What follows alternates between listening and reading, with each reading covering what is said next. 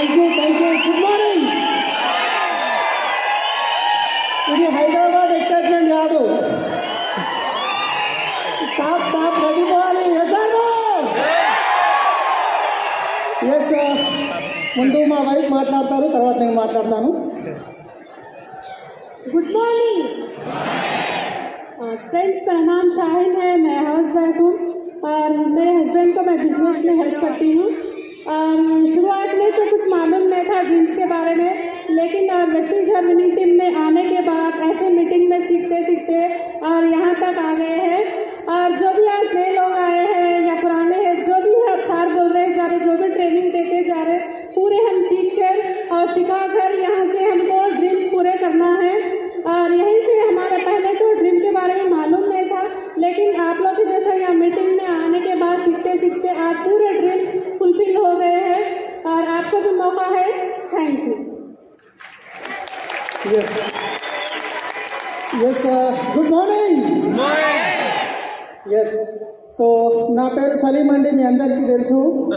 So ఈ బిజినెస్లోకి రావడానికి ముందు నేను శంషాబాద్ ఎయిర్పోర్ట్, ఇదే ఎయిర్పోర్ట్లో క్యాబ్ డ్రైవర్గా పనిచేశాను. తర్వాత ట్రావెల్స్ బిజినెస్లో 24 లక్షల్లో అప్పుల్లోకి వెళ్ళిపోయి సూసైడ్ చేసుకుందామన్న సిచ్యువేషన్ నుంచి ఈ అవకాశం వచ్చింది.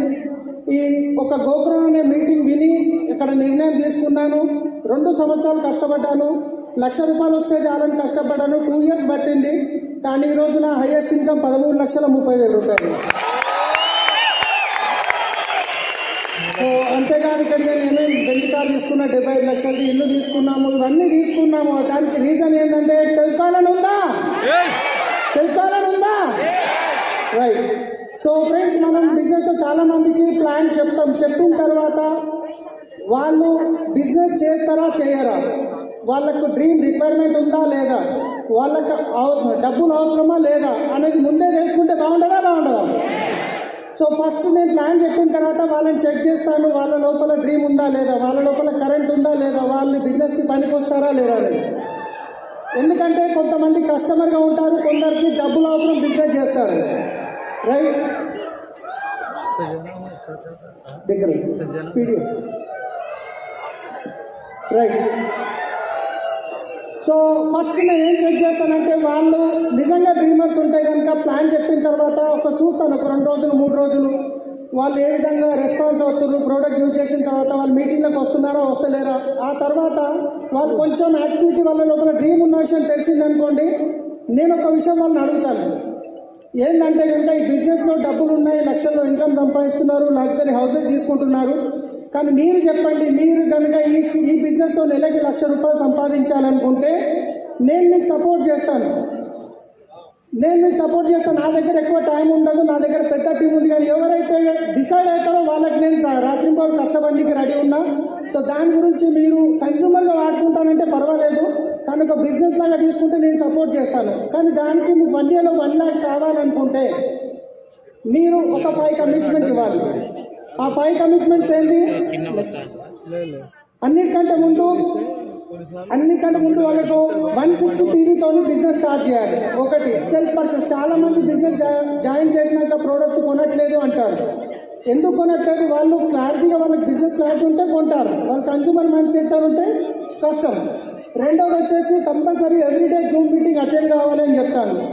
తర్వాత వచ్చేసి ప్రతి సండే మీటింగ్ ఖచ్చితంగా 21 సండేస్ మిస్ కాకుండా మీరు అటెండ్ అవ్వాలి అని చెప్తాను. ఈ 21 సండేస్లో ఏదైనా ఒకటి మిస్ అయిందంటే మళ్ళీ మొదటి నుంచి కౌంట్ అవుతుంది.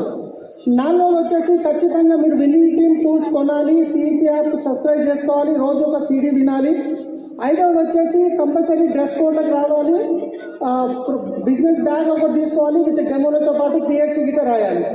ఈ 5 పాయింట్లు చెప్పిన తర్వాత నేను ఒకటే చెప్తాను, నిజంగా మీరు 1 year ఇది ఫాలో చేస్తే నేను బాండ్ పేపర్ మీద రాసిస్తా, అవసరం అంటే అడ్వాన్స్ చెక్ ఇస్తాను.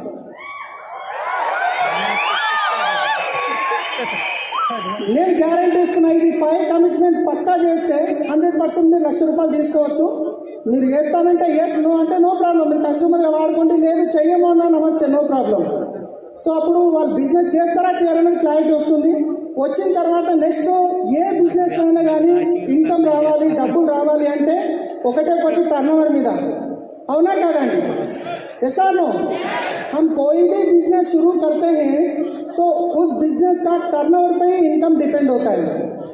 तो नेक्स्ट, सो यहाँ पे देखिए, मैं हमारे चीफ मेंटर से ये सुना था,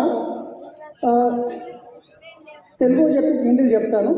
సో ఇక్కడ చూడండి, ఈరోజు డబ్బులు సంపాదించడానికి బయట ప్రపంచంలో ఒకటి ప్రొఫెషన్, రెండోది ట్రెడిషనల్ బిజినెస్. అవునా కాదండి? సో ఒకసారి చూద్దాం. ఈరోజు ట్రెడిషనల్ ప్రొఫెషన్లో ఈరోజు నేను ఏ ప్రొఫెషన్ని చిన్నగా చేసి చూపించట్లేదు. मैं आज कोई भी प्रोफेशन को छोटा करके नहीं दिखा रहा हूँ. मैं बाहर के जो चल रहा है वो मैं आपको बता रहा हूँ. अभी देखिए, हमारे जो बच्चों को पढ़ाते हैं, మన పిల్లల్ని మనం చదివిస్తాం. చదివించిన తర్వాత ప్రతి ఒక్కరు ఏం కోరుకుంటాం? నా పిల్లలు మంచి చదువుకోవాలి, నేను పడ్డ కష్టాలు మా పిల్లలు పడవద్దు, ఒక డాక్టర్ కావాలి, ఒక లాయర్ కావాలి, ఒక ఇంజనీర్ కావాలి, ఇట్లా ఒక సీఏ కావాలి, ఇట్లా కోరుకుంటామా కోరుకోమా? Yes or no? సో ఈరోజు నేను చదువును తక్కువ చేసి చూపించట్లేదు, కానీ ఒకసారి ఆలోచించండి. సో నేను ఒక స్టెప్ ముందుకెళ్దాం. సో ఇప్పుడు ఇక్కడ ట్రెడిషనల్ బిజినెస్ చేసే వాళ్ళు ఉన్నారా? ట్రెడిషనల్ బిజినెస్ यहाँ, अरे आगे क्यों जरा PDF नेक्स्ट पीछे आइए जरा, वो आगे मत कीजिए, मैं कंफ्यूज हो रहा हूँ. సో ఒక డాక్టర్ అనుకోండి, ఒక డాక్టర్కి ఇంటర్మీడియట్ తర్వాత ఎన్ని సంవత్సరాలు పడుతుందండి? 4 to 5 years. 5 years నేను కొంచెం అటు ఇటు ఉండొచ్చు. పెట్టుబడి చూసుకుంటే ఎంత కాదన్నా ఒక 50 లక్షలు ఈజీగా అవుతుంది, ఎక్కువనే అవుతుంది. తర్వాత వాళ్ళకు వచ్చే ఫస్ట్ ఇన్కమ్ ఎంత ఉంటుందంటే ఇంచుమించు అటు ఇటు 50,000 ఉంటుంది. నేను ఎగ్జాక్ట్గా చెప్పట్లేదు, అందాజ గురించి చెప్తున్నాను. తర్వాత ఒక లాయర్ అనుకోండి, ఇంటర్మీడియట్ తర్వాత ఎంత కాదన్నా ఒక 5 సంవత్సరాలు పడుతుంది అటు ఇటు. సో పెట్టుబడి అటు ఇటు 10 లక్షలు కావచ్చు. సో ఇన్కమ్ వచ్చేసి ఫస్ట్ ఇన్కమ్ ఎక్స్పీరియన్స్ ఉంటుంది కాబట్టి ఒక 20,000. తర్వాత వచ్చేసి ఒక ఇంజనీర్ కానీ చూసుకుంటే ఇంటర్మీడియట్ తర్వాత ఈజీగా ఒక 5 సంవత్సరాలు పడుతుంది. సో పెట్టుబడి వచ్చేసి ఒక 10 లక్షల వరకు కావచ్చు. సో ఇన్కమ్ వచ్చేసి ఫస్ట్ ఇన్కమ్ నేను చెప్తున్నాను, ఎక్స్పీరియన్స్ ఉంటుంది కాబట్టి ఒక 20,000. ఒక సీఏ చూసుకుంటే కనుక ఇంటర్మీడియట్ తర్వాత ఎంత కాదని ఒక 5 సంవత్సరాలు అటు ఇటు పడుతుంది.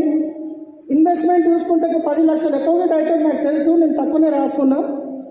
ఇన్కమ్ చూసుకుంటే ఎక్స్పీరియన్స్ ఉండదు కాబట్టి ఒక 20,000, రైట్? సో ఒక్కసారి ఆలోచించండి, బయట ఈ రోజు మన పిల్లల్ని చదివించి ఏదో ఒక ప్రొఫెషన్ చేయాలని తప్పన పడుతున్నాం, రైట్? తప్పు అనట్లేదు, చదువు తప్పు కాదు, 100% చదువుకుంటేనే భవిష్యత్తు బాగుంటుంది. కానీ ఒక్కసారి ఆలోచించండి, అదే వెస్టీజ్లో తీసుకుంటే, వెస్టీజ్లో డియూసీడీ కావడానికి ఎన్ని సంవత్సరాలు పడుతుందండి? మన దగ్గర 3 సంవత్సరాల్లో గిట 5 లక్షలతో నిరూపించుండు రాజు తేజస్వి సార్, ఇక్కడే కూర్చున్నారు. 5 లక్షలతో 3 సంవత్సరాల డియూసీడీ చేసిండు. సో 5 సంవత్సరాలు చేయలేమా? రైట్. సో ఒకసారి ఆలోచించండి, పెట్టుబడి ఎంత అవుతుంది? పెట్టుబడి ఎంత అవుతుంది? 0. ఎవరికి రూపాయి కట్టే పని లేదు. కానీ ఒక డియూసీడీ ఇన్కమ్ ఎంత ఉంటుంది మినిమం? చూస్తున్నారు, 3 సంవత్సరాలు 5 లక్షలు. Yes or no? ఒక్కసారి ఆలోచించండి, ఈ పైన ప్రొఫెషన్లో ఎవరైతే ఉన్నారో వాళ్ళు ఏదన్నా ఇబ్బంది వచ్చి పని చేయలేకపోతే వాళ్ళ ఇన్కమ్ వస్తుందా? వస్తుందా? కానీ వెస్టీజ్లో ఒక ఈరోజు 5 లక్షల ఇన్కమ్ వచ్చిన తర్వాత మన పని చేయలేని పరిస్థితులు ఉన్న డబ్బులు వస్తాయా రావా? వస్తాయా రావా? రైట్. సో ఇప్పుడు నెక్స్ట్ వెళ్దాం. ఇప్పుడు ప్రొఫెషన్ అయిపోయింది, ఇంకోటి బిజినెస్ తీసుకుందాం. నెక్స్ట్ ఇప్పుడు ఇక్కడ కిరాణా షాప్ నడిపించే వాళ్ళు ఉన్నారా? కిరాణా షాప్ ఓకే, ఇక్కడ సురేష్ భాయ్ కూర్చున్నాడు, కిరాణా షాప్. సో కిరాణా షాప్కు अगर आपको 1 लाख रुपया कमाना है, अगर आप किराना शॉप लगाएं, महीना 1 लाख रुपया आपको कमाना है तो कितना पैसा लगाना पड़ता? लगभग 20 लाख.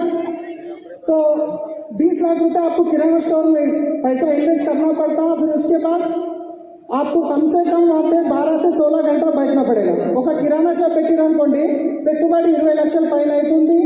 తర్వాత మీకు 16 గంటలు ఈజీగా కూర్చోవాలి. మరి పెట్టంగానే వస్తాయా? అట్లీస్ట్ ఒక 5 సంవత్సరాలు కష్టపడాలి 1 లక్ష రూపాయలు రావడానికి. ఇంకొక బిజినెస్ తీసుకుందాం, ఒక స్వీట్ షాప్ తీసుకుందాం. अगर एक मिठाई की दुकान लेते हैं, अगर वो उसमें अगर आपको 1 लाख रुपए चाहिए तो कम से कम 15 लाख का इन्वेस्टमेंट होगा. लगभग आपको 16 घंटे बैठना पड़ेगा. कम से कम आपको 1 लाख पे जाने के लिए उधर 2 साल तो लगता है. సో ఒక హార్డ్వేర్ షాప్ తీసుకుంటే ఎంత కాదన్నా పెట్టుబడి మీకు ₹1,00,000 కావాలంటే 10 లక్షల వరకు పెట్టాలి. సో 12 గంటలు అట్లీస్ట్ మినిమం కూర్చోవాలి, 10 to 10 ఇంచుమించు. సో సంవత్సరాలు అంటే పెట్టంగానే వస్తాయా? పెట్టంగానే షాప్ పెట్టగానే డబ్బులు వస్తాయా? అన్న ఎంప్లాయీని పెట్టాలి, మళ్ళీ కాంపిటీషన్ ఉండొద్దు, సామాన్ అంతా మెయింటైన్ చేయాలి. ఆ తర్వాత మళ్ళీ ఒక స్టేషనరీ షాప్ తీసుకుందాం. ఒక స్టేషనరీ షాప్ ఉందనుకోండి, అదైతే సీజనల్ బిజినెస్, ఎప్పటికీ ఒకేలాగా ఉంటుంది ఆ బిజినెస్. అది సీజన్ ఉన్నప్పుడు ఎక్కువ సంపాదించవచ్చు, సీజన్ లేకుంటే డౌన్ కావచ్చు. అయినా కానీ తీసుకుందాం, ఒక 10 లక్షలు పెట్టుబడి పెట్టాలి మినిమం. పొద్దున్న నుంచి సాయంత్రం వరకు ఓపెన్ చేసి కూర్చోవాలి. 2 సంవత్సరాలు మినిమం పడుతుంది. ₹1,00,000 రావాలంటే రావచ్చు, రాకపోవచ్చు కూడా. ఇంకొక బిజినెస్ తీసుకుందాం, గార్మెంట్ షాప్, బట్టల షాపు. ఒక బట్టల షాప్ ఓపెన్ చేసినాం, నెలకు ₹1,00,000 రావాలి అంటే ఎంత కాదన్నా ఒక 20 లక్షలు పెట్టుబడి పెట్టాల్సిందే.